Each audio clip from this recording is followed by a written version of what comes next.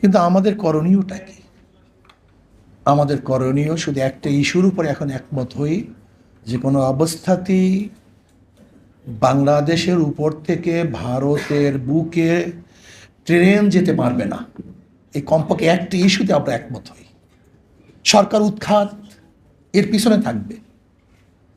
আজকে Saint Martin নিয়ে ষড়যন্ত্র চলতেছে, আজকে বাংলাদেশে হত্যা চলছে, নেপালে এবং ভুটানে যাওয়ার কোনো রাস্তা সরকার দিচ্ছে না। আজকে পুরো ইতিহাসকে পরিবর্তন করা হচ্ছে। আপনি দেখেন আজকে ইতিহাসের মধ্যে মুসলিম শাসকদেরকে ডাকাত এবং লুটেরা হিসাবে চিহ্নিত করা হচ্ছে। আমাদের দেশে 92% মুসলমানদের দেশ। আজকে সরকার স্বাধীনতার সে সহযোগী হিসাবে না দেখে এ দেশ তাদের হাতে তুলে দেওয়ার ষড়যন্ত্র করতেছে। সেহেতু আমি মনে করি বাংলাদেশের যারা দেশপ্রেমিক তারা কোনো অবস্থাতেই এই দেশ বিক্রি হয়ে যাক এটা চায় না। সেহেতু এই ইস্যুকে সামনে রেখে আমরা যে দলে আসি না কেন, মতে আসি না কেন, সব ঐক্যবদ্ধ হই। সরকার যে 10টা চুক্তি করেছে এটা বাতিল করতে হবে।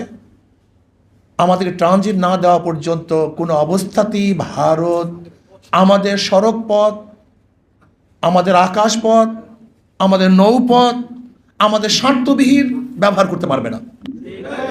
যদি আমরা শুধু এই ইস্যুতে ঐক্যবদ্ধ হই তাহলে অবশ্যই ইনশাআল্লাহ একটা রেজাল্ট আনা সম্ভব। আল্লাহ আমাকে বা আমাদের সবাইকে চিন্তা করার তৌফিক দান করেন।